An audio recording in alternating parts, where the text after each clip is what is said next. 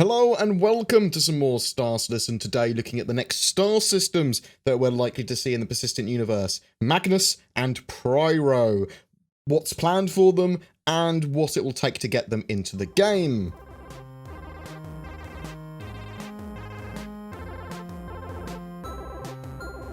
The Magnus and Pyro system are both proximate to the Stanton system. There's jump points from Stanton to them, basically. They've previously said that they're looking at the Magnus, Pyro, and Terra systems as they're proximate to Stanton, and it just seems that these particular systems, Magnus and Pyro, require a lot less work than something like Terra or some of the other systems. Also, it looks like these are significantly more easy than the Stanton system, and with the assets that they have and the current level of tech that they're going to have after they finish the standard system, it should be magnitudes easier than the standard system that they've got into the game. So the Pyro system is an unclaimed system with a red dwarf flare star, and its planets are all uninhabitable, yet it's still home to a large amount of outlaws and pirates.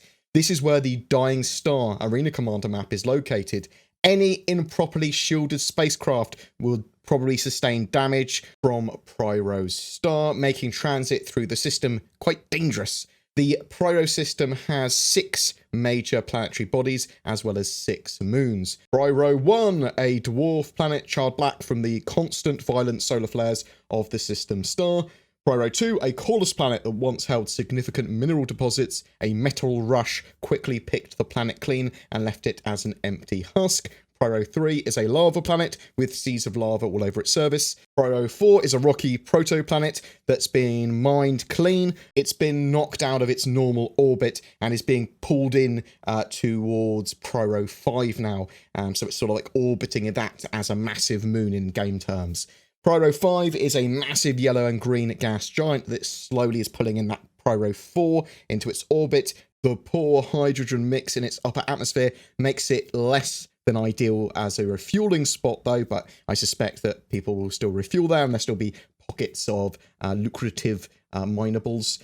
Pyro 5 also has 6 moons, all named after fiery things. Ignis, that has deep canyons and dried riverbeds. Vatra, with lakes of hydrocarbons and high-pressure nitrogen-methane atmosphere. Adir is crater-ridden and has a giant 700-kilometer long streak of obsidian in its southern hemisphere. I'm actually looking forward to seeing how they make that. Pyro is covered in lava oceans and has earthquakes that make big waves, apparently. And Fugo, that is a livid shade of yellow and black due to iron sulfide.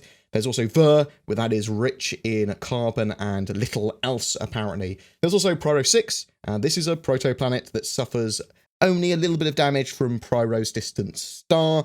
Golden Horizon planned to terraform Pyro 6, but abandoned it when it became clear, apparently, that there was no reasonable terraforming to be done. So orbiting Pyro 6 is Ruin Station. Now, this is the populated area in the Pyro system and where the only permanent inhabitants, which are mostly pirates and outlaws, exist. It's a Gold Horizon platform previously owned and operated by Pyrotechnic Amalgamated until it was abandoned and then overrun by outlaws. There are regular feuds between the factions there, and this has led to frequent and deadly battles, making this location extremely dangerous for civilians and outlaws alike. Ruin Station will be the major landing zone for the system and may be the only location to receive reliable fuel, repair and rearm, though there is the potential for automated stations for cargo and rest stops in the system too. We know that technology exists in-game, we just don't know what system's going to have it and how populated those automated stations will be around the world.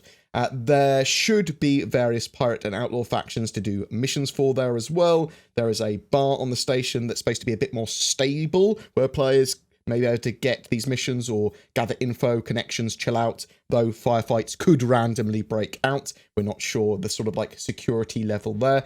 An interesting point of note is that the planet that Ruin Station is orbiting, Pyro 6, looks like it was never going to be able to be terraformed. So why is there a terraforming station around it? Is it just a bad decision that Gold Horizon made that helped them go bankrupt, or is it for another purpose? The system also has the Akiro cluster, which is a charred cluster of blackened asteroids that houses a mixture of worthless rocks, but there may be some rare materials hidden there within. The star there, as I said, is a flare star, and it exhibits aggressive, erratic solar flares. In game terms, this is likely to be extremely bright, with some occasional cool-looking effects, and it could cause damage to unshielded ships, potentially affect your scanners and sensors. We've seen the sort of like gas cloud tech where if you get too close to areas in the coil, it will fry your sensors or whatever, but obviously it could cause damage to your ship. In regards to the development work needed for the system, it's relatively simple. Pyro 5 would require them to finish their gas cloud tech, which Crusader and Urizen will see first in the Stanton system, with the rest of the planetary bodies all being similar to moons in regards to just simple biomes, only like 1 or 2 biomes for each of those planets and moons there, and they lack hero zones as well for landing.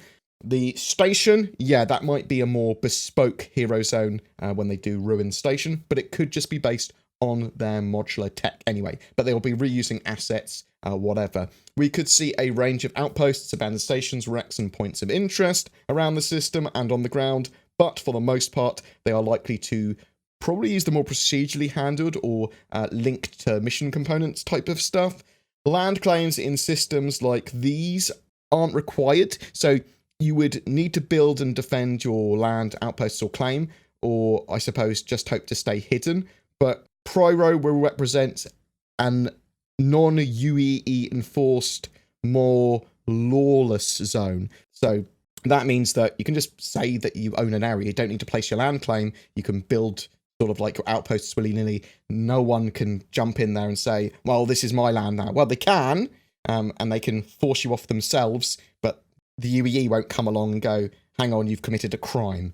Though Ruin Station may well have some rules and security there to deal with anyone trying to murder or steal in front of potential security there.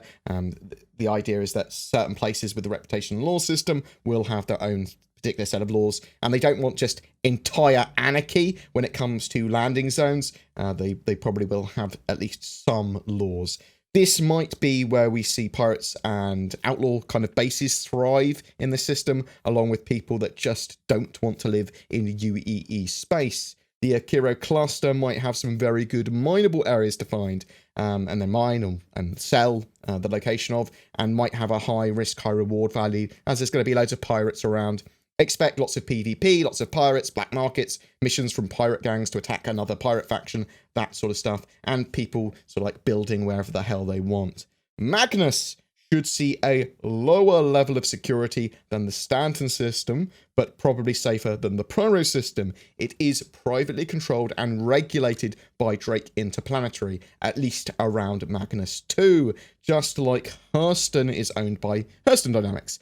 But it's supposed to be a bit more Wild West-like, and on the very edge of the frontier that's just become a bit more civilized. So the Magnus system has 3 major planetary bodies. Magnus 1, a small rocky planet with no atmosphere.